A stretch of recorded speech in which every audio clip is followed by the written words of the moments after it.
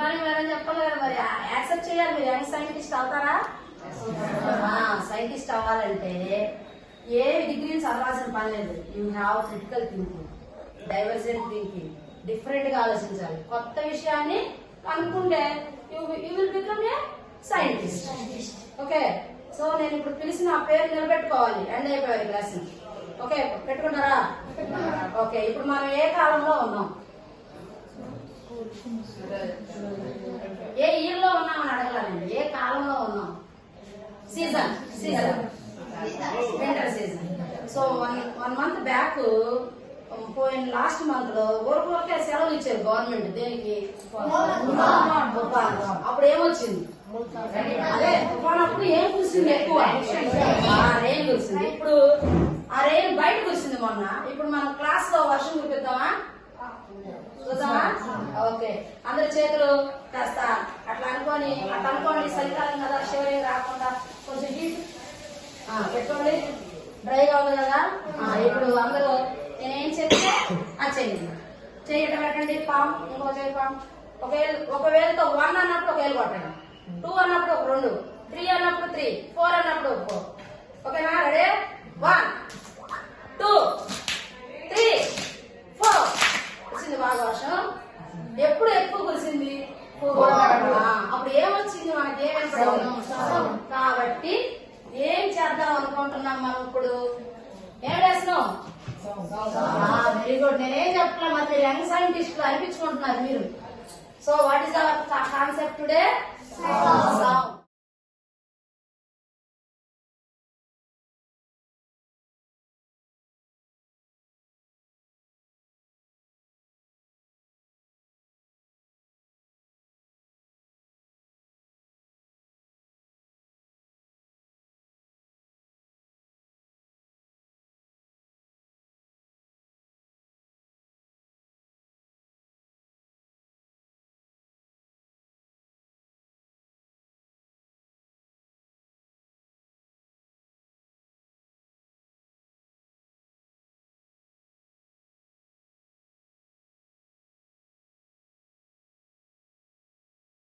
మీరు అందరూ ఏమైనా ఒప్పుకున్నారు? యంగ్ సైంటిస్ట్ ఒప్పుకున్నప్పుడు మరి మీరే చెప్పండి డెఫినేషన్ కూడా. దానికి నేను ఒక చిన్న చూపిస్తాను ఇప్పుడు మీకు ఒక వీడియో. ఎందుకంటే మీకు ఏం చూడడం బాగా ఇష్టం? యూట్యూబ్. అందులోనే చూపిస్తా. ఆ వీడియో చూసినాక ఈ సౌండ్ కి డెఫినేషన్ మీరే చెప్పండి. నన్ను ప్లే చేయరా? మీకు ఇష్టమైన సినిమాల నుంచి ఒక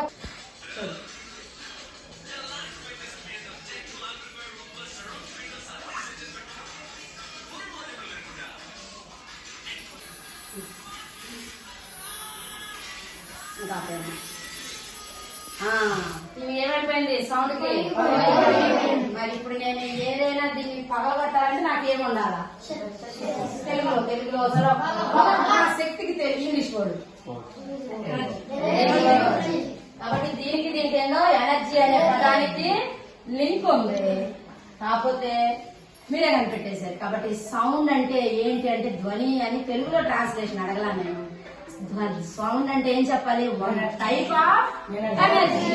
వచ్చిన అందరికి డెఫినేషన్ వచ్చేసిందా? ఏం చెప్పాలి?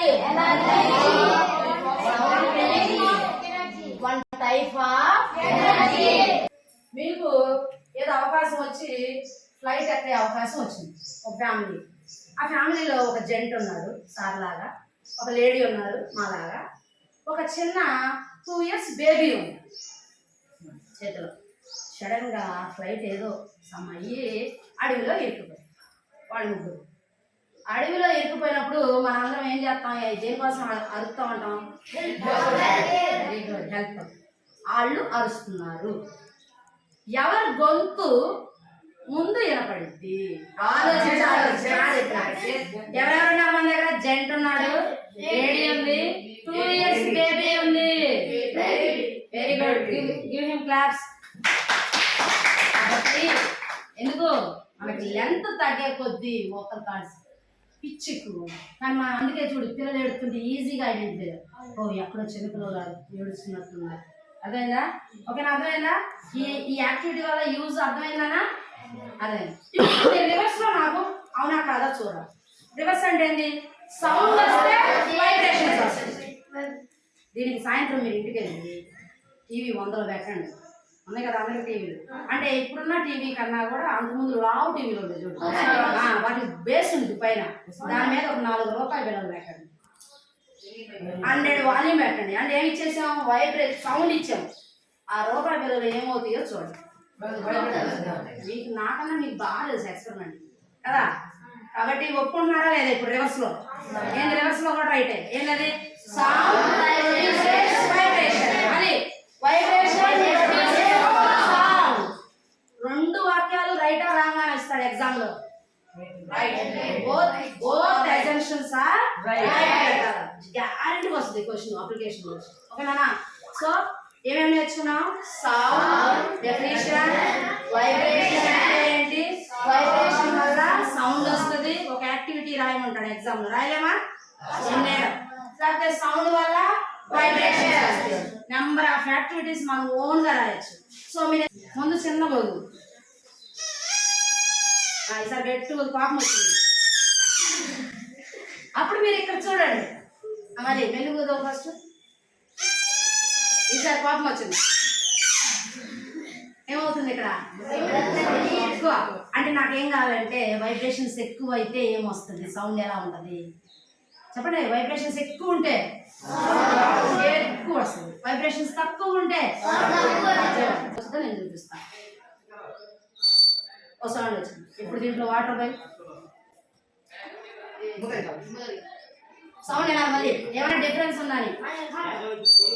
ఇప్పుడు నేను ఈ బాడీలో ఉన్న దేన్ని వైబ్రేట్ చేస్తే సౌండ్ వచ్చింది. ఒక ఎంటీ వస్తువుల్లో ఏముంటది, ఇది ఎంటీగా ఉంది, ఏమి లేదు, ఎయిర్ ఉంది. ఎయిర్ ని వైబ్రేట్ చేసా చూడండి. ఇంకోసారి ఎయిర్ ని వైబ్రేట్ చేస్తే ఆ సౌండ్ వచ్చింది. ఇప్పుడు ఏం వస్తున్నాను,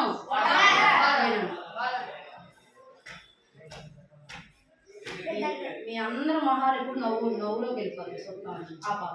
కొంచెం పోసాను కదా. ఇప్పుడు చూడండి,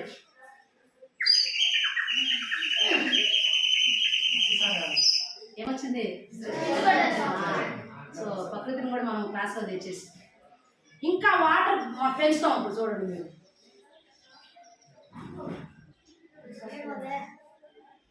సో ఒక సైన్స్ స్టూడెంట్ కి సైన్స్ టెంపర్ ఉండాలమ్మా. టెంపర్ అంటే ఏంటి, అబ్జర్వ్ చేసే అన్ని మనం యూజ్ చేసుకుంటా అన్నారు. ఇప్పుడు కొంచెం వాటర్ పెంచాం,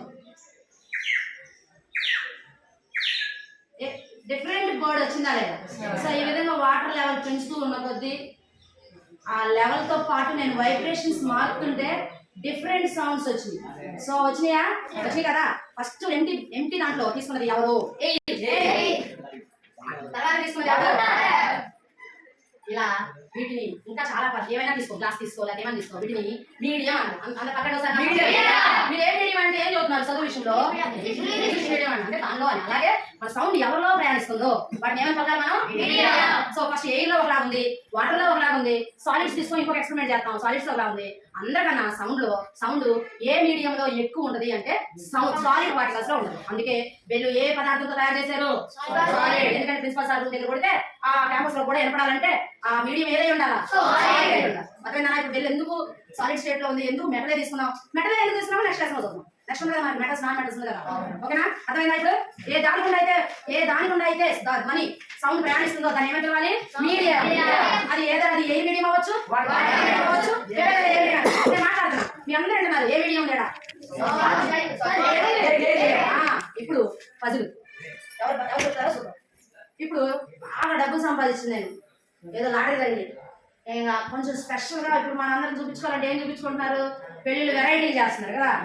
అందుకని నేను మీ అందరికి ఆహ్వానం ఇచ్చి మూన్లోకి తీసుకెళ్ళాను.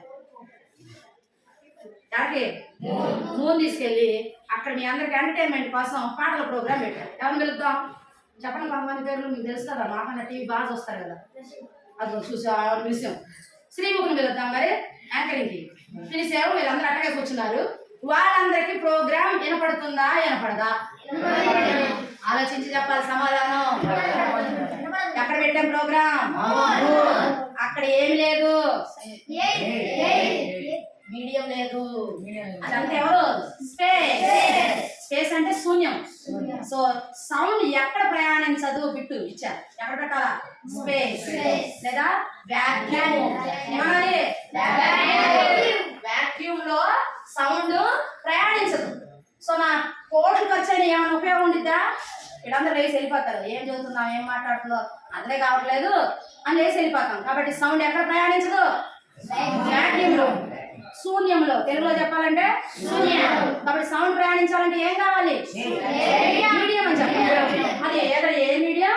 వాటర్ మీడియం, గ్యాస్ మీడియం అని మనం తర్వాత చూస్తాం. సో ఏది ఏమైనా శూన్యంలో ఏం ప్రయాణించదు. శూన్యం అంటే సౌండ్.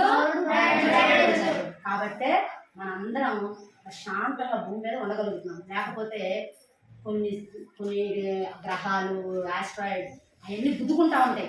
అలా గుద్దుకున్నప్పుడు భయంకరమైన శబ్దాలు వస్తాయి. అవన్నీ మనకి వినపడితే మన చెవులు ఉంటాయా? కాబట్టి మనం ఎందుకు ప్రశాంతంగా ఉన్నామంటే ఆ సౌండ్ వేవ్స్ అనేవి ఆ శూన్యంలో నుంచి ప్రయాణించి ఎర్త్ మీదకి అట్మాస్ఫియర్ లోకి రావు. కానీ మనకు వర్షం వచ్చేటప్పుడు ఒక సౌండ్ వినపడింది, మరి అవి వినపడుతుంది అంటే ఎక్కడ ఏర్పడి ఉండాలి ఆ సౌండ్స్? అట్మాస్ఫియర్ లో ఏర్పడింది. ఎర్త్ నుంచి గుర్తుపెట్టుకోండి, ఎర్త్ నుంచి సుమారు 1000 కిలోమీటర్ల వరకు మనకంతా వాతావరణంలో ఎయిర్ మీడియం ఉంది. వాతావరణం అంటేనే వాటర్, రెయిన్, క్లౌడ్స్ అన్నీ ఉంటాయి. కాబట్టి ఏ సౌండ్స్ మనం వినలేకపోతున్నాం? అది దాటి వచ్చే సౌండ్స్ అన్ని మనం వినలేము.